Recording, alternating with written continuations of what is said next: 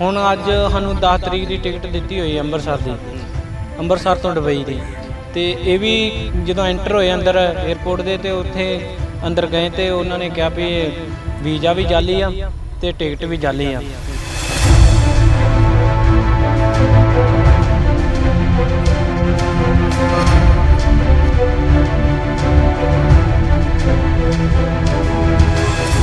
ਸਾਡੇ ਨਾਲ ਠੱਗੀ ਹੋਈ ਹੈ ਜੀ ਬਾਹਰ ਜਾਣ ਵਾਸਤੇ।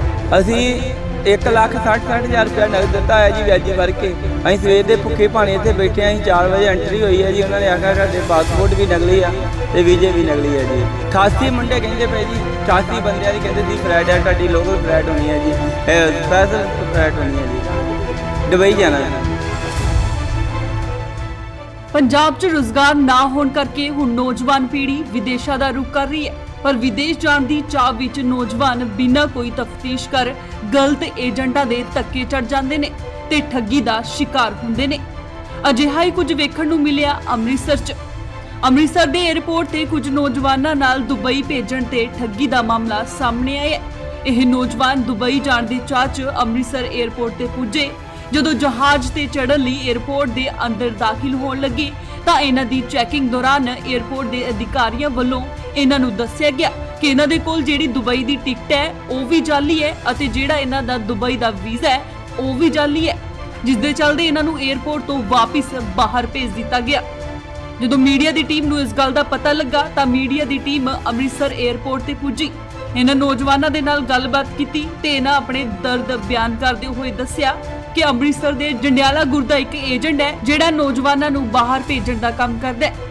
ਉਸਨੇ ਅੱਜ ਤੋਂ 4 ਮਹੀਨੇ ਪਹਿਲਾਂ ਸਾਨੂੰ ਦੁਬਈ ਭੇਜਣ ਦੇ ਨਾਂ ਤੇ 1,60,000 ਰੁਪਏ ਲਏ ਸਨ, ਪਰ ਅਜੇ ਤੱਕ ਇਹਨਾਂ ਨੌਜਵਾਨਾਂ ਵੱਲੋਂ ਪੁਲਿਸ ਨੂੰ ਕੋਈ ਵੀ ਏਜੰਟ ਦੇ ਖਿਲਾਫ ਸ਼ਿਕਾਇਤ ਦਰਜ ਨਹੀਂ ਕਰਵਾਈ। ਇਹਨਾਂ ਨੌਜਵਾਨਾਂ ਦਾ ਕਹਿਣਾ ਹੈ ਅਸੀਂ ਏਜੰਟ ਦੇ ਘਰ ਚੱਲੇ ਹਾਂ, ਉੱਥੇ ਜਾ ਕੇ ਹੁਣ ਗੱਲ ਕਰਾਂਗੇ। ਹਾਂਜੀ, ਕੀ ਨਾਮ ਤੁਹਾਡਾ? ਕੁਲਬੀਰ ਸਿੰਘ ਹੈ ਜੀ। ਕੁਲਬੀਰ ਜੀ, ਕੀ ਕਹਿਣਾ ਚਾਹੁੰਦੇ ਹੋਇਆ ਕੀ ਸਾਰਾ ਦੱਸੋ ਵਿਸਤਾਰ ਦੇ ਵਿੱਚ, ਕਿੱਥੋਂ ਦੇ ਰਹਿਣ ਵਾਲੇ? ਅਸੀਂ ਪਿੰਡ ਧਰਦਿਆਣ ਤੋਂ ਰਹਿਣ ਵਾਲੇ। ਕੀ ਹੋਇਆ ਕਿ ਤੁਹਾਨੂੰ? ਤੇ ਸਾਨੂੰ ਕਮ ਤੋਂ ਕਮ ਸਾਨੂੰ 4-5 ਮਹੀਨੇ ਤੋਂ ਹੋ ਗਿਆ ਤਕਰੀਬਨ। ਇਹ ਪਹਿਲਾਂ ਆ 22 ਤਰੀਕ ਅਗਸਤ ਦੇ 22 ਸੀ ਨਾ, ਤੇ 22 ਅਗਸਤ ਨੂੰ ਸਾਨੂੰ ਕਿਹਾ ਵੀ ਦਿੱਲੀ ਤੋਂ ਦੁਬਈ ਦਾ ਇਹ ਟਿਕਟ ਆ, ਤੁਹਾਡੇ ਕੋਲ ਵੀ ਟਿਕਟ ਹੈਗੀ ਆ। ਤੇ ਉਦੋਂ ਉਹ ਵੀ ਕੈਂਸਲ ਕਰਾਤੀਆਂ ਇਹਨੂੰ। ਸਵਖਤੇ 10 ਵਜੇ ਦਾ ਟਾਈਮ ਦਿੱਤਾ ਹੋਇਆ ਸੀ। ਉਹ ਤੋਂ ਮੁੜ ਕੇ ਸ਼ਾਮ ਦੇ 7 ਵਜ ਗਏ, ਸਾਨੂੰ ਫੇਰ ਕਹਿੰਦਾ ਵੀ ਇਹ ਕੈਂਸਲ ਆ ਟਿਕਟ। ਹੁਣ ਅੱਜ ਸਾਨੂੰ 10 ਤਰੀਕ ਦੀ ਟਿਕਟ ਦਿੱਤੀ ਹੋਈ ਅੰਮ੍ਰਿਤਸਰ ਦੀ, ਅੰਮ੍ਰਿਤਸਰ ਤੋਂ ਦੁਬਈ ਦੀ। ਤੇ ਇਹ ਵੀ ਜਦੋਂ ਐਂਟਰ ਹੋਏ ਅੰਦਰ 에ਅਰਪੋਰਟ ਦੇ ਤੇ ਉੱਥੇ ਅੰਦਰ ਗਏ ਤੇ ਉਹਨਾਂ ਨੇ ਕਿਹਾ ਵੀ ਵੀਜ਼ਾ ਵੀ ਜਾਲੀ ਆ ਤੇ ਟਿਕਟ ਵੀ ਜਾਲੀ ਆ। ਤੇ ਇਹਦੇ ਕਾਰਨ ਸਾਡੇ ਕੋਲ 1,60,000 ਰੁਪਇਆ ਪਹਿਲਾਂ 4 ਮਹੀਨੇ ਪਹਿਲਾਂ ਐਡਵਾਂਸ ਫੜ ਲਿਆ ਇਹਨਾਂ ਨੇ। ਕੀ ਨਾਮ ਆ, ਕਿੰਨੇ ਲਿੱਤਾ ਸੀ? ਠੱਗੀ ਕਿੰਨੀ?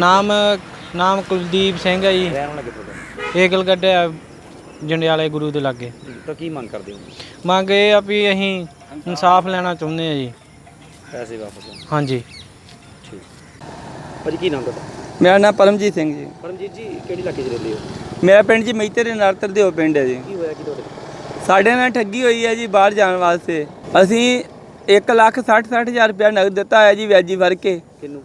ਇਹ ਕੁਲਦੀਪ ਸਿੰਘ ਹੈ ਜੀ ਗੱਡੀ ਦਾ। ਉਹਨੇ ਸਾਡੇ ਨਾਲ ਇਹ ਵਾਅਦਾ ਕੀਤਾ ਵੀ ਜੇ ਤੁਹਾਡਾ ਪੁੱਤਰਾ ਕੰਮ ਨਾ ਭਰੂੰਗਾ ਮੈਂ ਡਬਲ ਪੈਸੇ ਦੇ ਕੇ ਛੁੱਟੂੰਗਾ ਜੀ। ਹਾਂਜੀ। ਤੇ ਕਿੰਨੇ ਬੰਦੇ ਨੇ ਪੈਸੇ? 88 ਬੰਦੇ ਆ ਜੀ ਕਹਿੰਦੇ। ਹਾਂਜੀ। ਤੇ ਹੁਣ ਤੁਸੀਂ ਇੱਥੇ ਪਹੁੰਚੇ ਤੇ ਤੁਹਾਨੂੰ ਇੱਥੇ ਕੀ ਪਤਾ ਲੱਗਾ ਵਾ?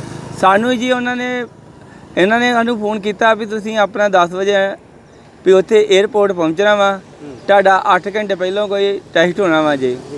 ਅਸੀਂ 8 ਘੰਟੇ ਪਹਿਲਾਂ ਉੱਥੇ ਪਹੁੰਚੇ ਹੋਏ ਹਾਂ ਜੀ। ਅਸੀਂ ਸਵੇਰ ਦੇ ਘਰੋਂ ਨਿਕਲੇ ਹੋਏ ਹਾਂ ਜੀ। ਬਾਰਿਸ਼ ਦੇ ਕਾਰਨ ਅਸੀਂ ਘਰੋਂ 8 ਵਜੇ ਤੁਰ ਪਏ ਜੀ। ਅਸੀਂ ਸਵੇਰ ਦੇ ਭੁੱਖੇ ਭਾਣੇ ਇੱਥੇ ਬੈਠੇ ਹਾਂ। ਅਸੀਂ 4 ਵਜੇ ਐਂਟਰੀ ਹੋਈ ਹੈ ਜੀ। ਉਹਨਾਂ ਨੇ ਆਖਿਆ ਤੁਹਾਡੇ ਪਾਸਪੋਰਟ ਵੀ ਨਕਲੀ ਆ ਤੇ ਵੀਜ਼ੇ ਵੀ ਨਕਲੀ ਆ ਜੀ।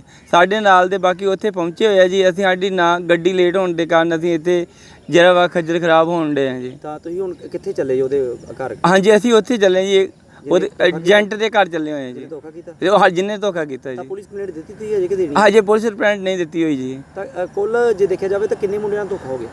88 ਮੁੰਡੇ ਕਹਿੰਦੇ ਪਏ ਜੀ। 88 ਬੰਦਿਆਂ ਦੀ ਕਹਿੰਦੇ ਸੀ ਫਲਾਈਟ ਹੈ, ਤੁਹਾਡੀ ਲੋਕਲ ਫਲਾਈਟ ਹੋਣੀ ਹੈ ਜੀ, ਸਪੈਸ਼ਲ ਫਲਾਈਟ ਹੋਣੀ ਹੈ ਜੀ। ਜਾਣਾ ਕਿੱਥੇ ਸੀ ਤੁਸੀਂ? ਦੁਬਈ ਜਾਣਾ ਸੀ। ਅੰਮ੍ਰਿਤਸਰ ਤੋਂ ਹਰਜੀਤ ਗਰੇਵਾਲ, ਇੰਡੋਸ ਟੀਵੀ, ਆਸਟ੍ਰੇਲੀਆ।